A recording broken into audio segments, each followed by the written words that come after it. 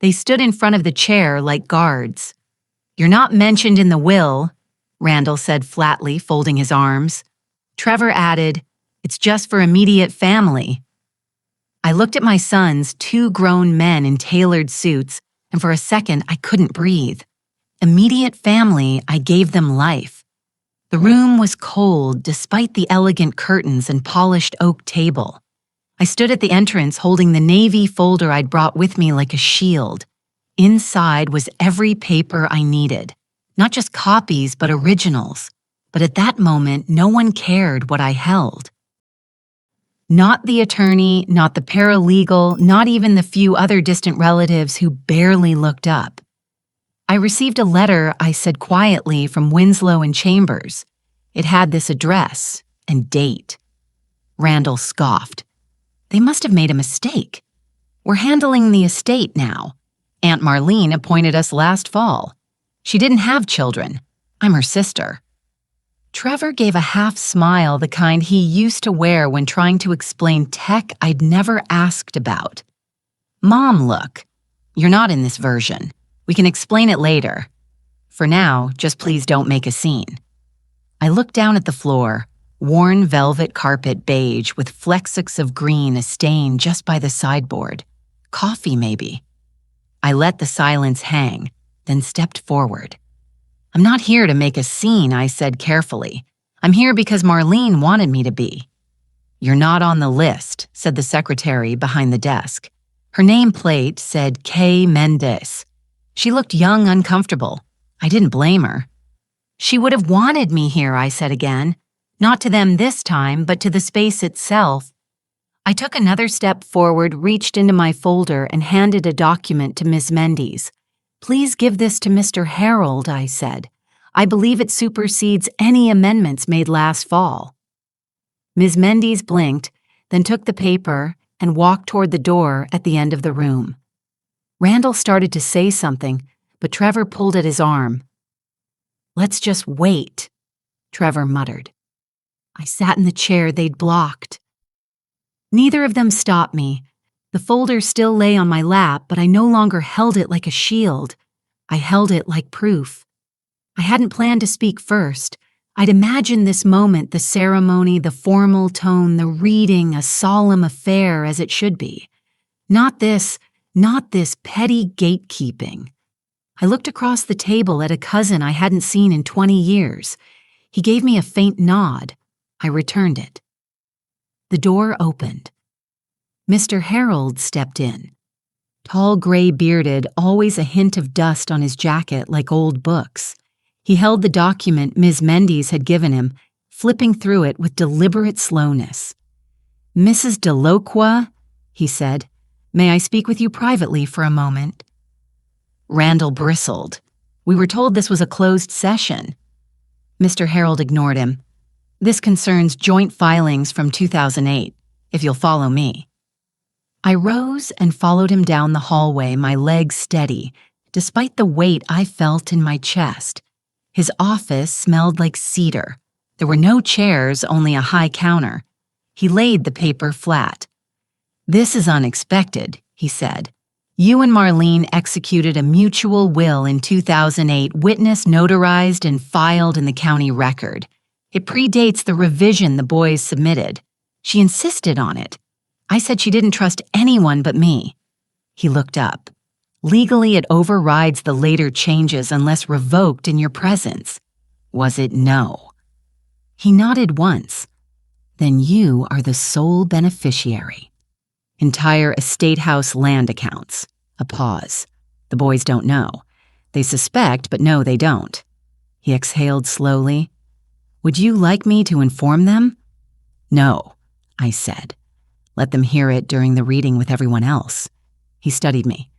"Then close the file." "You'll stay for the reading, yes." I said now that I've been allowed to sit. When I returned to the room, neither of my sons looked at me, but I saw their postures change. They knew something had shifted, and for once I didn't feel like the one waiting to be let in. The house was quiet when I got home that evening, but not the comforting kind of quiet. It was the kind that made you feel like even the walls were holding their breath. I hung up my coat, kicked off my shoes, and went straight to the kitchen. The light over the sink flickered. Had been doing that for months, but I hadn't bothered fixing it. No one else was coming in here but me. I boiled water for tea, even though my stomach was too tight to drink anything. Habit. There was a time this kitchen was full of voices. Randall arguing with Trevor over cereal. Marlene laughing from the doorway. Derek, my husband, clinking his mug against mine just to make me smile before work. That was another life. Derek died 22 years ago, just after the new year. Heart failure. He was gone before I could get the ambulance to the house. I remember sitting on the porch in my robe, snow falling into my slipper's phone, dangling from my hand. Randall was 23. Trevor was barely 20. They were devastated for a week. Then things turned practical. Who gets the car? Who pays the mortgage? Who handles the insurance? They'd stepped into adulthood the way some people step onto a moving train. Fast, loud, careless. At first, I didn't mind. I was proud of them. Randall got into real estate, started making decent money within 2 years. He was always charming, could talk his way into anything. Trevor stayed local, got into mechanics, opened a garage with a friend from high school, said he liked working with his hands. I helped them both. I always helped. When Randall's first investment deal fell through and he needed to bridge the gap before the next one, I wrote him a check. When Trevor's partners skipped town with their business funds, I dipped into my pension. No questions. Just love. That's what mothers do. And when Marlene started getting sick, when the letters stopped being funny and started repeating themselves, when she couldn't remember what she'd said 5 minutes earlier, I was the one who found her a doctor. I drove her to every appointment. She hated the idea of assisted living, so I turned the guest room into her own space. She's not our responsibility, Trevor had said one day when I asked him to pick up her prescriptions. You're her sister. I didn't answer. There was nothing to say. But Marlene had always known the truth. People say things like that when they believe they've already claimed their share. She never had children, never married. Said she had enough family to manage. Thank you. She was witty, sharp, wore perfume even when she didn't leave the house. One night, maybe a year after she'd moved in, she asked if we could write our wills together. People change their minds when there's money on the table, she said. Let's not give them the chance. We met with a lawyer, Mr. Harold's predecessor, and had everything done by the book. 2 signatures. 2 witnesses, each of us naming the other sole beneficiary. I remember thinking it was more ceremony than necessity, but I went along with it. Years passed. Marlene's mind faded, but she still smiled when I read her poetry. Still called me baby sister even when she couldn't recall what day it was. She died on a Thursday morning in her sleep. Peaceful. I sat with her for 2 hours before calling anyone not out of denial but respect. Some people deserve a soft goodbye. The funeral was small, just family, a few neighbors. Randall gave a speech that sounded rehearsed. Trevor stood stiffly, hands in pockets. Neither of them had visited her more than twice in the last year. But after the service, things changed. They both started asking about the estate. Randall called more often. Trevor came by unannounced. They offered to help. You shouldn't handle this all alone, Mom. I let them. I watched. I waited. When the letter from Winslow and Chambers came in the mail, I didn't tell them. It was addressed to me. Full name, correct address, no mistake. Then last week I overheard Randall on the phone while he thought I was outside. She doesn't need to be there, he said. We've got the final draft. It's all lined up. I went upstairs, opened the safe, and took out the Navy folder. Everything they thought was lined up had been signed away years ago. Still, part of me hoped I was wrong. Hoped they were just being careless, not cruel. But today proved otherwise. Today they blocked my seat. Marlene and I were born 11 months apart almost to the day. Irish twins. People called us back then. I was the quiet one, always reading, always watching. She was the spark, the one with red ribbons in her hair and too many opinions for a girl her age. We shared a bedroom until we were 16. She taught me how to fake a headache to skip school and how to lie convincingly if you ever got caught sneaking pie from the fridge. I taught her how to budget, how to write a proper thank you letter, how to keep secrets without breaking under pressure. Our parents died young. Car crash on the interstate a week before my 19th birthday. Marlene was 18. We were alone in the house we'd grown up in. Two girls with no compass but each other.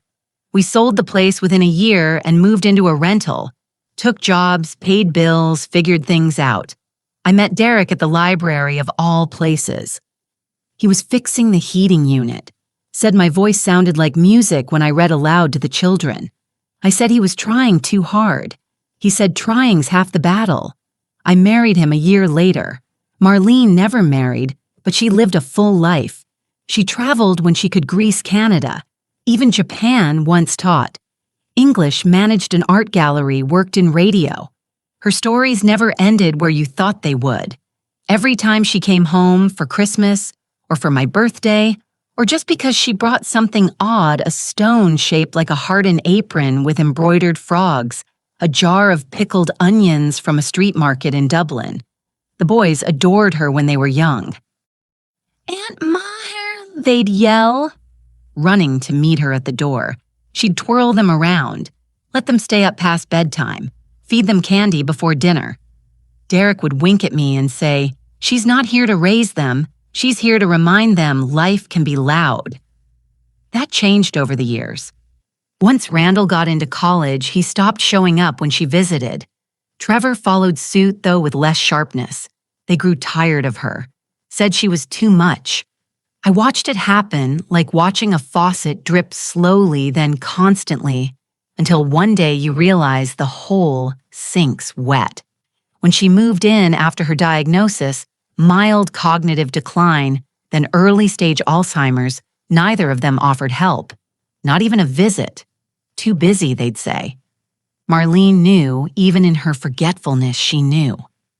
One day, as I brushed her hair, she said softly, "They'll come when I'm gone. Watch them like pigeons at a park bench, only pecking when there's something to take." It wasn't bitterness, just recognition. She said it the way you say it might rain tomorrow. Her decline was steady but slow. First, she forgot how to use the microwave. Then she started misplacing her keys. Then she began introducing me to visitors as my neighbor instead of her sister. I never corrected her. What would have been the point? But there were moments when she'd look at me and her eyes would spark and she'd say, "May, if I ever forget who I am, just remind me who you are." I promised I would, and I did. I took care of her until the very end. It wasn't always easy. There were nights she wandered outside, and I had to chase her barefoot down the sidewalk. There were mornings I found cereal in the freezer and milk in the cupboard. But I never lost patience, because love isn't just about joy. It's about holding the line when someone else is drifting. Near the end, she stopped speaking. Just small hums, sometimes a nod. But when I sat on the edge of her bed and held her hand, she always turned toward me. The day before she passed, she squeezed my hand twice. Once for hello, once for goodbye. I didn't cry when she died. Not immediately. Grief has its own clock. But now, weeks later, I feel her absence in strange places. The extra teacup I forget to put away. The sound of wind chimes that no longer move. And today, in that room, when Randall stood in front of me like a bouncer and said, "You're not mentioned here," I wanted to laugh, not because it was funny, but because if Marlene had been in that room, whole sharp standing, she would have said, "You boys are about to learn what it means to underestimate a woman who's already lost everything but her pride." That's why I brought the folder not to stir drama, not to win, but because I promised my sister I'd remind them who I was. And I intend to keep that promise. The morning after the will reading, I sat at the kitchen table with a cup of tea gone cold and the envelope still sealed in front of me. It held a certified copy of the original will, the one Marlene and I signed together, notarized, witnessed, and stored for years in my fireproof box untouched. I hadn't opened it since. I didn't need to. I knew every word by heart. A dull ache had settled behind my eyes. Not a headache, just a kind of weight. The kind you carry when you know something irreversible has started. I wasn't angry. Not yet. I was noticing. Noticing how Randall hadn't called. Not even a text. Trevor either. The silence wasn't accidental. It was strategic. They needed time to regroup, to find a way to spin what had happened in that office. Or maybe they were waiting for me to die of embarrassment. That had happened once before.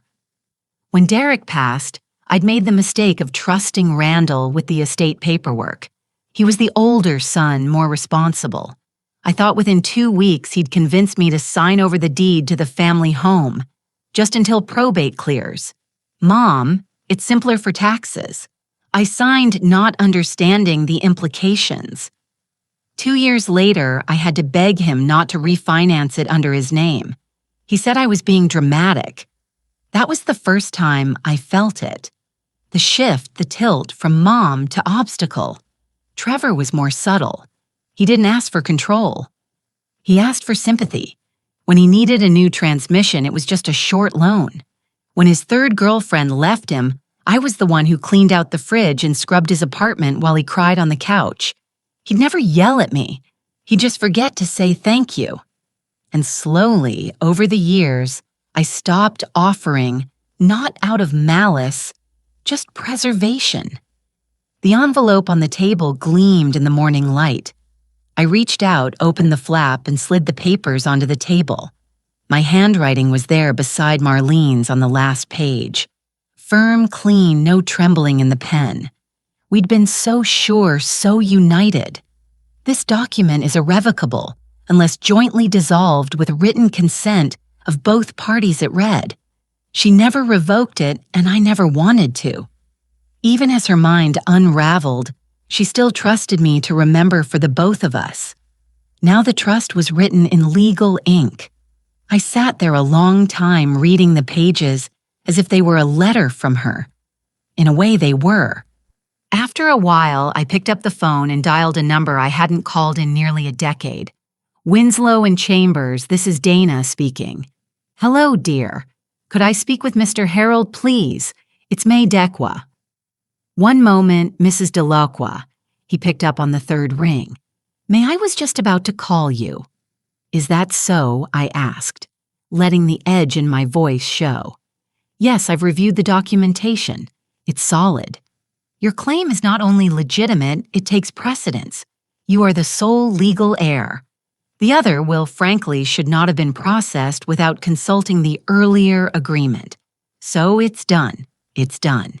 He confirmed. I've filed notice with the registrar. The estate is being transferred to your name. The house, the land, the investment account, everything listed in the 2008 will. You should expect a formal confirmation by the end of next week. I thanked him and hung up. Then I stared out the window. The dogwood tree Marlene planted in 1995 was blooming again, pale pink blossoms, stretching like arms into the air. I'd always wondered why she chose that tree, said it reminded her of something delicate, but defiant. That day, I understood the house was too quiet. Not the silence of peace, the silence of anticipation, like the second before a doorbell rings. And I knew they would come. Not today, but soon. They would come with apologies, explanations, justifications, all dressed as concern. They would come with flowers they didn't choose and smiles that didn't reach their eyes. They would say things like, "We were confused, and it's not what you think." And I would nod because I've learned that nodding often tells more truth than words. That's when I made my decision not about revenge. That was never my goal. But clarity. This wasn't about making them suffer. It was about making sure they never again mistook my silence for weakness. I reached for my notepad, wrote down a name, then a second, then a third. A plan was beginning to form, one that would take patience and precision, and me fully awake, fully present, fully unwilling to be ignored. Not anymore. I didn't tell anyone I was going to see a lawyer. Not that day. Let them think I was still sitting in my kitchen, stunned, wounded, waiting for the phone to ring. Let them believe I was curled up in some armchair looking at old photo albums, whispering their names through tears. Let them believe it because that's the version of me they were most comfortable with. The quiet woman who forgave, and stepped back without asking for space at the table. But I wasn't walking into Harold's office for tears or pity. I had a folder in my handbag and a list of names on my notepad, and I had one very clear goal. Mr. Harold looked up from his desk, surprised. He said, standing, "You didn't need an appointment, but I'm glad you came. I want to formalize the transfer," I said, sitting without waiting to be invited. All of it. I want the titles, the bank assets, and the documents updated, and I want protections in place. He blinked. Protections? Yes. Legal locks. I don't want either of my sons accessing a cent of this estate. Not through proxy, not through power of attorney, not even through charm. I paused. Especially not through charm. Harold cleared his throat, reached for his pen. We can draft a restriction clause. You're within your rights, and the property titles can be updated to reflect sole ownership. That process takes a few weeks. I'd like to move on the accounts immediately. There's too much liquid cash sitting vulnerable. Understood. He opened a folder, pulled up forms. As he filled them out, I looked around the room. His office smelled of paper and lemon oil. Not expensive, not fancy, but it was steady, reliable, like Derek's workbench used to be full of tools that did what they promised. I also want to open a trust, I said, interrupting his pen. A living trust for someone who actually still treats me like a human being. Do you have a beneficiary in mind? I nodded. Her name's Claire. Claire Whitlow, my cousin's granddaughter. She's 26, works nights at the city library, visits me every 2 weeks like clockwork, never asked me for a dime. He looked up, slightly amused. And you want to make her the successor to Marlene's estate. Not all of it, but a portion. Enough to set her free from struggle, enough to let her breathe. He smiled gently. That's generous of you. No, I said. It's appropriate. We worked in silence for some time. I signed where needed, read every clause, asked questions. Mr. Harold never rushed me. That I appreciated. When everything was in motion, I sat back. There's one more thing, I said. He raised his brow. I want a clause in my own will that if either of my sons contests any part of these arrangements after my passing, they are to be disinherited completely. Harold didn't flinch. You want to include a no-contest clause? Yes. He jotted it down without another word. Some might say that was petty harsh even, but people who say that have never looked into the eyes of their own child and seen calculation instead of love. I left the office with a small stack of paperwork and a strange sense of calm. It wasn't joy, not exactly. It was more like the quiet after a storm when the air is still charged, but the sky is finally open. I took the long way home, drove past the elementary school where I'd taught for nearly 30 years.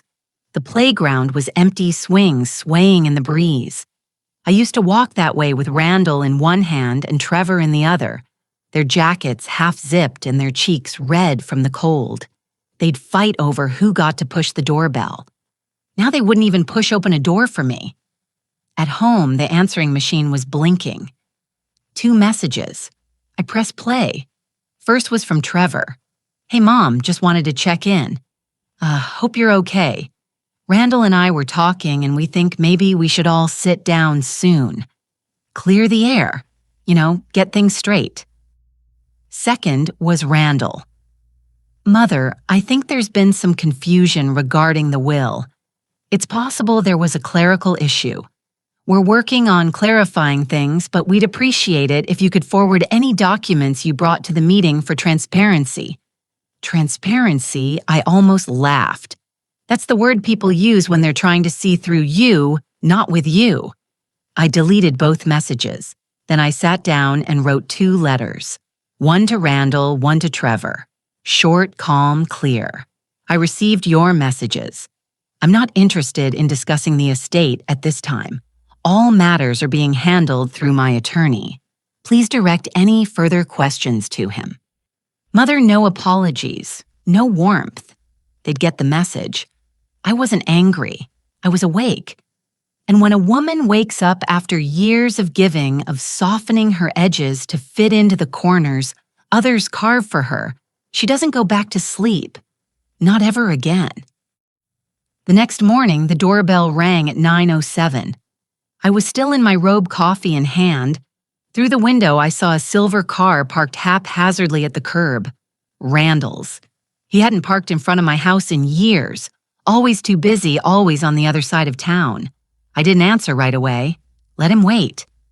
The second ring came faster, sharper. He was always impatient when the world didn't move on his schedule. When I opened the door, he gave a smile I recognized from every family Christmas after Derek died. The kind of smile that didn't quite touch his eyes. "Hi, Mom," he said like we hadn't just stared each other down across a lawyer's desk 2 days ago. "I was in the area," I raised an eyebrow, "at 9:00 a.m. on a Saturday. He laughed like I was joking. "May I come in?" I hesitated. Then I stepped aside. Not because I wanted to, but because I wanted to see how far he'd go. He walked in like he still remembered the layout. Looked around like something had shifted, though he couldn't name what it had, but not the furniture. I didn't offer coffee. He sat on the edge of the armchair, fingers-laced suit jacket too formal for a drop-by. "I wanted to talk," he began. "There seems to have been some miscommunication with Marlene's documents. Trevor and I were blindsided." "Were you?" I asked softly. He paused. "Well, yes. No one told us there was a prior will, one that overrides the new one. Because you didn't ask." He blinked. "You assumed I continued. You assumed she left it all to you. That I would sit quietly nodding along like I always did. I wouldn't put it that way. No, you wouldn't." I folded my hands in my lap. But I would, and I just did. The pause that followed was thick with things neither of us said. Then he leaned forward. "Mom, we're family. We should be on the same page here. We can fix this. We can find a solution." His voice had that lilt again, that edge of persuasion. "You're very good at what you do, Randall. Selling people things. I'm not trying to sell you. You sold me the first time I interrupted when you said I needed to sign over the house for taxes." He shut his mouth, looked down. There it was. "I'm not angry." I said, "That's not what this is. I'm done. I've made arrangements. Everything is being handled legally, and if you try to challenge it, you'll be disinherited from anything I still control." He looked up. "You're really going to cut us out. I'm going to stop rewarding neglect." He sat back, and for the first time in years, he had nothing to say.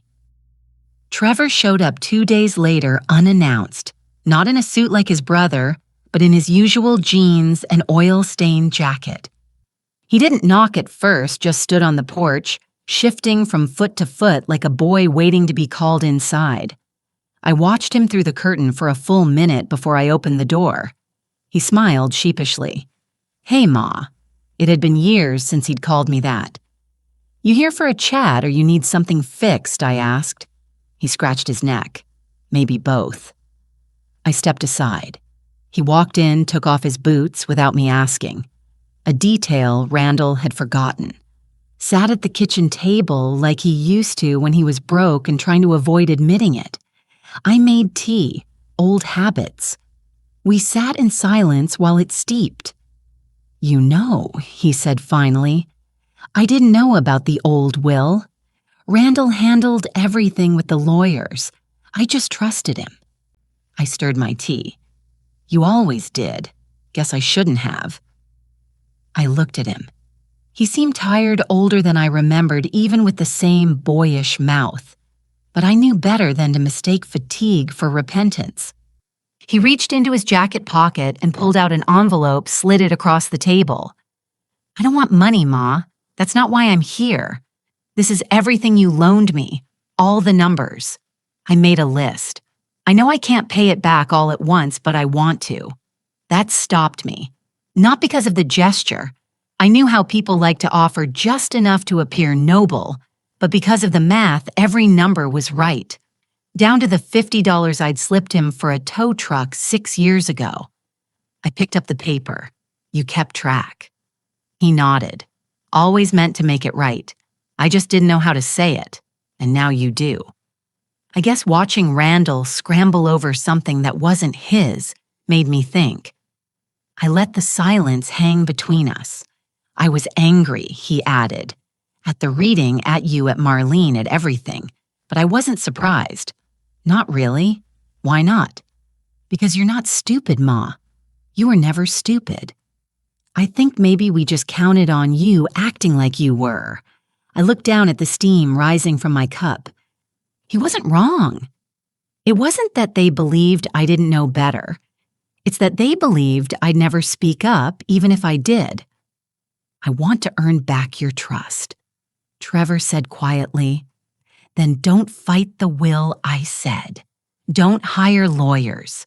Don't let Randall talk you into anything. Just leave it. Let it be what it is. He nodded slowly.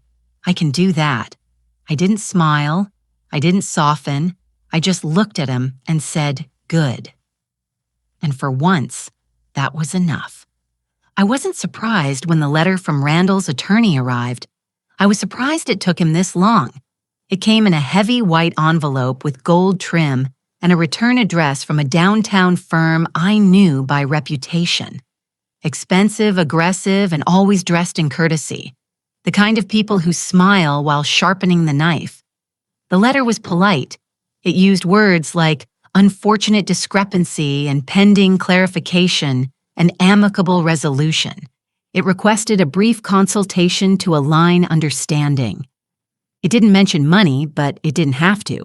It ended with, our client hopes to avoid formal litigation, but reserves the right to pursue all legal remedies should discussion fail.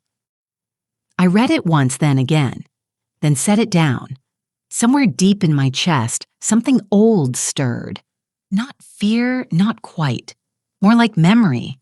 A memory of the girl I once was sitting in a crowded office with Derek signing our first mortgage papers, while a broker talked over me like I wasn't there. I hadn't spoken up then, not once. Just nodded and signed and smiled when it was done. I made tea, sat at the kitchen table, and called Mr. Harold. He picked up on the second ring. I was expecting your call, he said. You received Randall's letter. I did. I've already drafted a response. Will it hold? It won't need to. The law holds. This is posturing. I exhaled slowly. Harold continued. They may try to bluff. They might even file something just to rattle you, but the will stands. May. It's unshakable. I believed him. Still that night I didn't sleep. I lay awake thinking not of the estate or the paperwork, but of Randall at 7 years old standing at the edge of the pool, afraid to jump. Of how I'd stood in the water with my arms open, promising I'd catch him. And I did every single time. There's no word for the ache of knowing someone you once caught without fail would now rather see you drown. The next morning, I wrote Randall a letter. Not through lawyers, not for court. For him, it was 1 page typed. Randall, I received your attorney's letter. You've made your position clear. Here's mine. I will not rescind the will. I will not entertain compromise. I will not sit across from men who see me only as a delay in their plans. You've already taken enough from me. I'm simply choosing for the first time not to give you more. Mother, I printed it, folded it, placed it in an envelope with no return address, drove to the post office myself, and dropped it in the slot. I didn't feel victorious or vindicated. I felt like someone who'd set down a heavy box after carrying it too far for too long. When I got home, the light on the answering machine was blinking. Claire's voice. Hi, Aunt May. I hope this week hasn't been too heavy. I baked lemon squares, the kind you like, with extra zest. I'll bring them by tomorrow. Okay? I miss you. I smiled. For the first time in days, I smiled. The world had narrowed, yes, but not in the way Randall thought. It hadn't closed in. It had distilled, reduced to only the people who mattered. And in that small allness, there was finally space to breathe. Claire arrived the next afternoon with a tin of lemon squares and that soft knock she always used like she wasn't sure she was welcome, even after all these years. I opened the door before she could knock twice. She smiled when she saw me. Still fast on your feet, I see. Still sweeter than you need to be, I said, stepping aside. She carried the tin with both hands like it was breakable. Inside the squares were wrapped in parchment dusted with sugar arranged in neat rows. Marlene would have liked that, the precision, the care.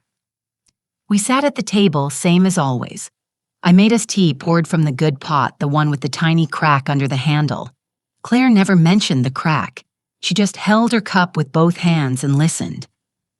Have they called again? She asked after a while without naming who. Randall sent a lawyer. Trevor came by twice, and I told them what needed saying. She nodded, eyes lowered, picking at the edge of the parchment.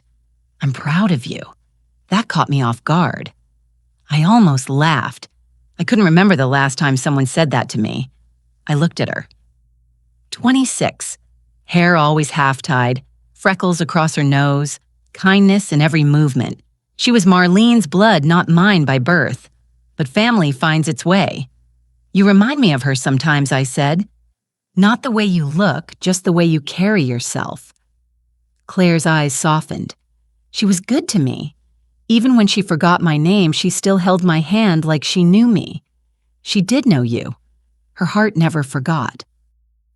We sat a while longer, drinking tea, eating lemon squares in silence. Then I told her, not everything but enough, that the estate was secure, that things were being transferred, that a trust was being prepared in her name, modest but stable enough to give her options. She went still. You don't have to do that, I know, but why me? Because you come, because you stay, because you never once asked for anything and always brought something anyway. Your time, your presence, your lemon squares. She looked down, eyes wet. I don't deserve that kind of trust. No one does, I said gently. That's the point of it. It's not earned, it's given. We finished our tea. She helped with the dishes even though I told her not to. And before she left, she turned at the door. If they ever try to make you feel small again, she said, just call me. I'll remind you who you are. I didn't cry until the door closed. Not because I was sad, because someone said they would stand by me and I believed them. The call came late. I'd already turned off the lights, put on my nightgown, folded the day away like a worn blanket. I didn't recognize the number, but I answered anyway. At a certain age, you answer because you never know what might not wait till morning. Mom. Trevor. His voice was low, strained, not like the Trevor who used to call when his car broke down or when he'd forgotten his rent. This was something else. Are you all right? I asked. There was a long pause. Randall's filed a motion. He's contesting the will. I closed my eyes. Not from shock, just exhaustion. He says it's fraudulent, Trevor went on. That Marlene was incompetent, that she was pressured. She wasn't. I know that. Then let him fight ghosts. Another silence. I don't know what to do, he said. He's threatening to sue me if I don't support him. That made me sit up straighter in bed. He He thinks I'm siding with you, which I guess I am, but he's furious. Says I'm betraying family. I nearly laughed. Betraying family. As if Randall hadn't redrawn the lines himself, as if loyalty was a tool he could pick up and drop as he pleased.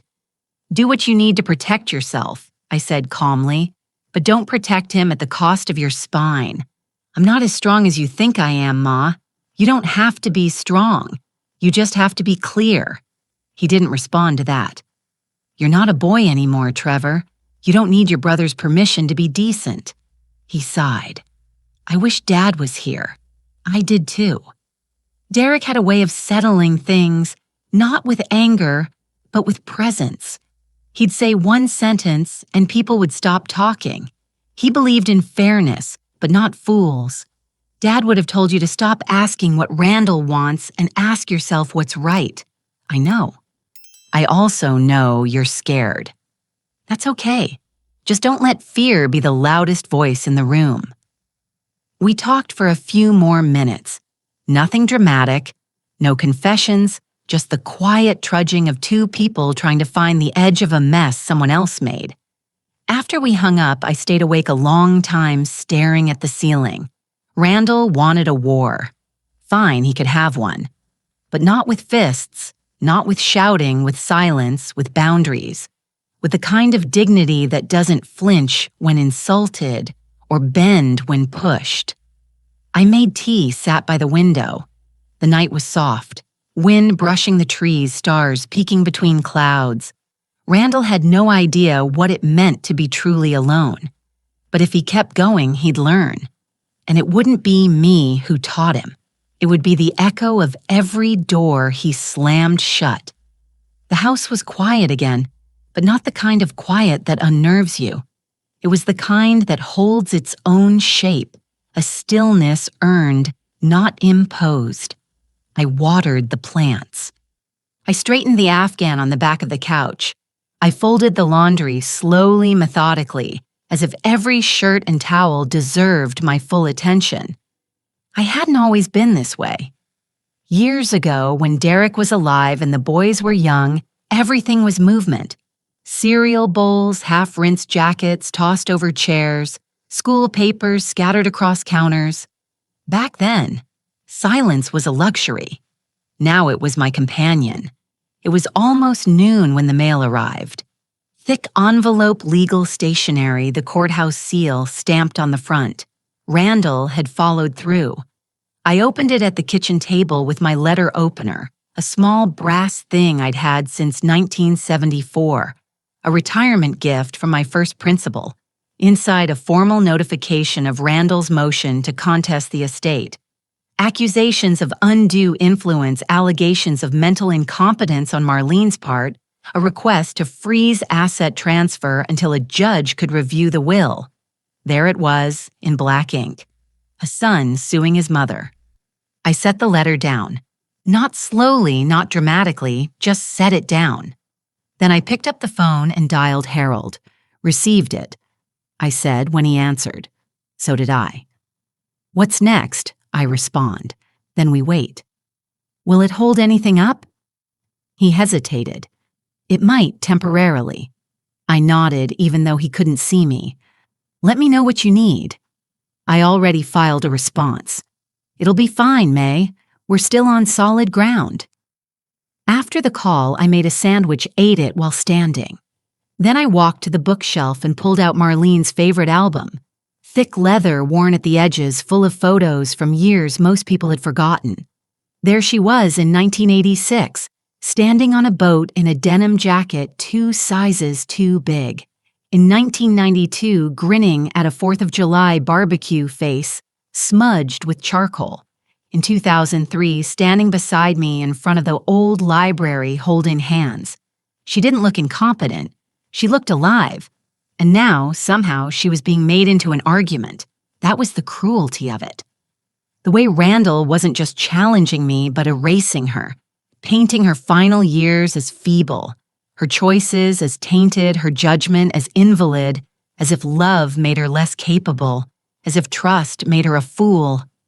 I sat with that for a long time. The anger didn't come all at once. It arrived like a low tide creeping up the shore until the soles of my feet were wet, and when it reached my knees, I stood up. I walked to the hallway closet, pulled down the fireproof box again. Inside Marlene's journals, not all of them, just the ones from her final years. She'd stopped writing toward the end, but before that, she'd written plenty. I flipped through pages entries about her illness, about me, about how she wanted her estate handled, about her decision to keep the old will intact. Her handwriting was strong, her sentences were clear. No confusion, no fog. I made copies of the most relevant entries, took them to the print shop the next morning, bound them, labeled them. When I mailed them to Harold, I included a note. If they want proof of her mind, give them her words. I didn't wait for Randall to call. I didn't care if he did. I'd stopped explaining myself years ago. I'd just forgotten to act like it. At the bank, they offered me coffee. That was new. The woman behind the desk.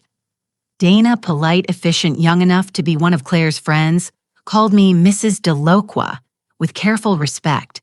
Not because I asked her to, because Harold had called ahead. "I have the paperwork here," she said, sliding a folder across the desk. "It authorizes the transfer of all account holdings into your name, fully separated from the previous estate structure." I nodded. "And the trust being set up as we speak. The funds will remain secure until you assign disbursement instructions." I signed one page, then another, my name on each line, my hand steady. I'd been afraid once of banks, of lawyers, of terms like irrevocable and power of attorney. I used to smile and nod while men explained things I already understood just to keep peace. Now I asked questions. Now I signed without apology. Dana handed me a folder. "If anyone attempts to access the accounts, you'll be notified immediately." "They won't," I said. "But thank you." She smiled. Genuine. "If more clients were like you, my job would be easy." I left with the folder under my arm, the sun high, the sidewalk warm under my shoes. I passed two young men arguing on the corner, sharp voices, hands flying, and I didn't flinch. Once I might have. Once I might have crossed the street, but not today. I walked past the grocery store where Derrick and I used to buy fruit on Sundays. Past the park bench where I once watched Randall learn to ride a bike. Past the courthouse where Marlene and I signed our wills side by side, laughing like girls sneaking candy. None of those places felt heavy anymore. They just felt true. When I got home, the mail was already in the box. One envelope, handwritten. Trevor. Inside was a note. Brief, sincere. "Ma, I told Randall I'm not joining the lawsuit. He didn't take it well. Said some things I won't repeat. But I'm not backing down. I'll pay back what I owe you, even if it takes 10 years. I hope one day you'll believe I mean that." Tea. I sat at the kitchen table with the letter in my lap, breathing in its weight. He'd made a choice, a real one, not perfect, but brave. That night, I went to my closet and pulled down a different box, one that held the beginnings of my own affairs. Bank documents, insurance forms, a draft of my will, still incomplete. I sat on the floor, papers spread around me like a map. For once, I didn't feel overwhelmed. I felt steady. And that's when I started writing. Not just the legal language, though. I included all that clear and firm, but more a letter to be opened after I'm gone. To Claire to explain what was hers and why. To tell her she reminded me what family could feel like without demand or debt or weight. To tell her that I chose her not because she was perfect, but because she was present. And to thank her quietly for coming back every time when others walked away. I wrote the final line just before midnight. "You gave me back something I didn't know I'd lost, the right to decide how my life ends. Not in silence, but in peace." I sealed it, filed it, and went to bed with no noise in my chest, no ache in my bones, just quiet. The kind that doesn't ask for anything, the kind that stays. I heard the knock before I saw the car. 3 short raps, not urgent, but certain. When I opened the door, Randall was standing there. No suit this time, no briefcase, just a windbreaker, jeans, and a look I hadn't seen on his face since he was a teenager caught in a lie. He didn't ask to come in. Good. I figured I'd try one last time, he said. I said nothing. Let him fill the silence. I know you're angry. Do you? I asked. He looked down, then up again. I've been thinking about what Trevor said, about what you said about Marlene. Still, I said nothing. I know I handled things badly. Badly. What a careful little word. Like knocking over a glass of water, not betrayal, not disrespect. Just badly. I was trying to protect the estate, he continued. I thought, you thought she didn't know her own mind, I cut in. You thought she couldn't possibly have made a decision without consulting you. His jaw clenched. She was slipping. Mom, you know she was. She was, and she still had more clarity than you did. He opened his mouth, then closed it again. I stepped onto the porch, closed the door behind me, so we stood outside, exposed to the wind. I didn't want his presence clinging to the walls of my home. I have nothing left to give you, I said, and I won't pretend to respect someone who tried to strip dignity from the dead just to get paid. You think I'm some kind of monster? No, I think you're a boy who never learned how to lose. That hit. He didn't speak, just looked out at the yard where the wind had scattered dogwood petals across the steps like confetti. I used to admire you. I said, quieter now. Not because you were successful, but because you made things happen. You had drive, focus, charm. He nodded, still not looking at me. But somewhere along the way, you started believing you were owed.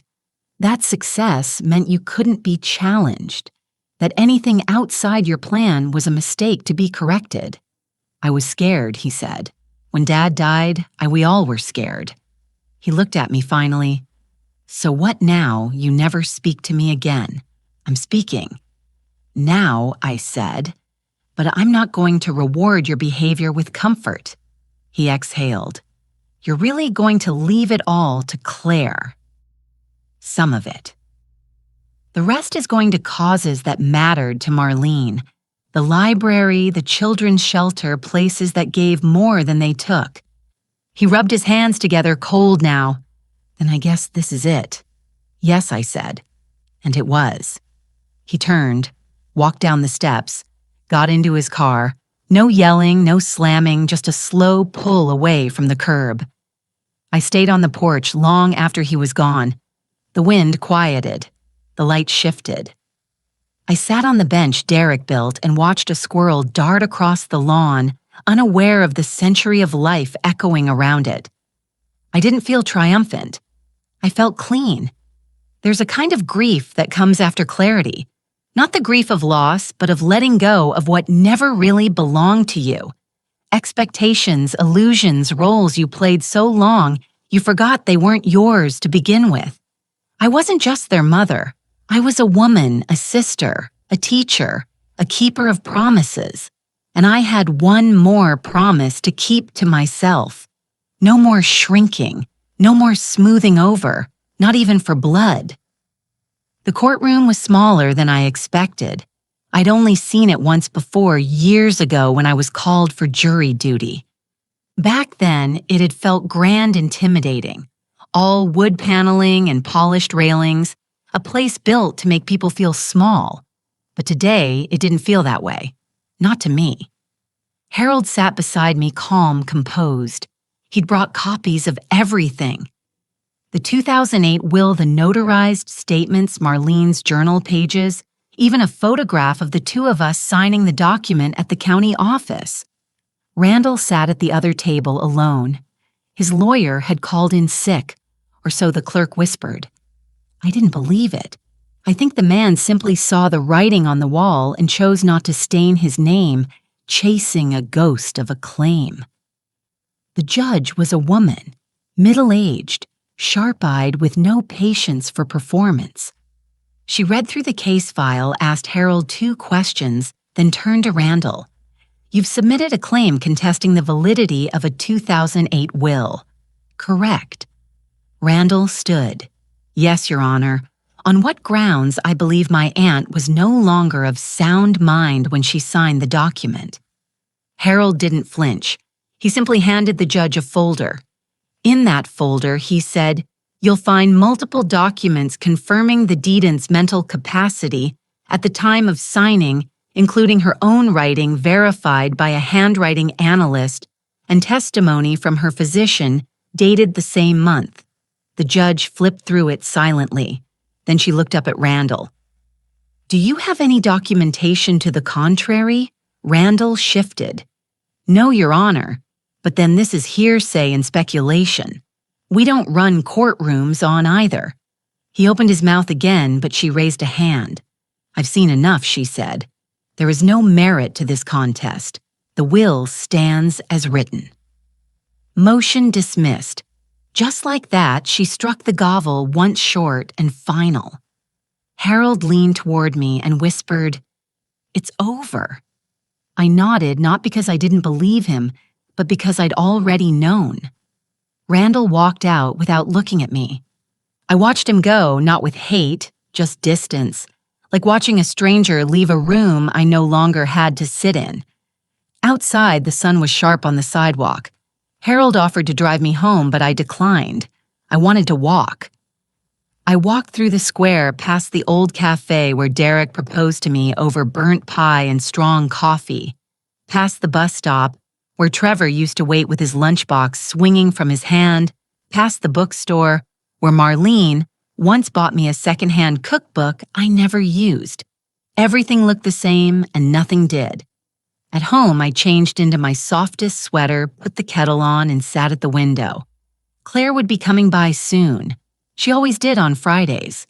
I pictured her laugh, the way she curled her feet under her when she sat, the way she listened like it was an art. I had one final envelope to give her. Not for money, not for property, for understanding. Inside were 3 pages, my handwriting careful and deliberate. This is not a reward. This is recognition. You showed up. You stayed. You asked nothing and gave much. I wanted you to know that even in a room full of people I raised, you made me feel seen. One day, you may be standing where I am now, looking back instead of forward. If that day comes, I want you to remember this. You owe no one your silence. Not for peace, not for family, not for love. I sealed it, placed it on the mantel, let it wait. Claire arrived just before sunset. She always did, like clockwork, like habit, like love that didn't need explaining. I had the tea already steeped. The lemon squares were hers this time, better than mine if I'm being honest. She brought them in a plain tin and set them down without ceremony, as if showing up was nothing special. It was everything. We talked, but not much. She told me about a new librarian at work who whispered instead of speaking. I told her about the neighbor's dog digging up my tulips again. Ordinary things, good things. Then I handed her the envelope. She blinked. "What's this?" "Just words," I said, "but ones I want you to have." She didn't open it, just held it like it mattered. That was enough. "I think I'm done now," I said softly. "With what?" "With waiting for something that was never coming." She looked at me, that gaze of hers that sees more than it should. "You're not angry anymore." "No," I said, "I'm not. I'm something better." She smiled, and for a moment I saw Marlene in her again, the way her eyes creased, the way her face softened when she felt understood. We finished our tea, watched the sun dip behind the fence. When she left, she hugged me longer than usual, and then I was alone, but not lonely. The house held a different quiet now, not the silence of absence, but the hush of completion. Everything had a place again. The papers filed, the words said, the boundaries drawn, the love, the real love left standing clear and upright. I think a lot these days about what we leave behind. Not just money, not just things, but truth and memory and choice.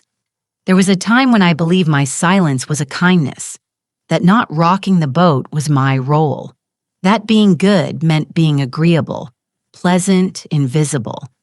I don't believe that anymore. I believe in decency, yes, but not at the cost of self.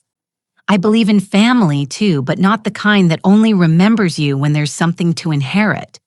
And I believe in love deeply, but I no longer mistake it for obligation. If you've read this far, maybe you understand. Maybe you've sat across from people who used to make you feel safe and realize they no longer see you as whole. Maybe you've been the giver too long, the forgiver, the one who stepped back so others could step forward. If you have, I hope you know you can stop. You can say no. You can say enough. You can protect the parts of yourself you used to hand out freely. And you don't have to apologize for doing it late, only for never doing it at all.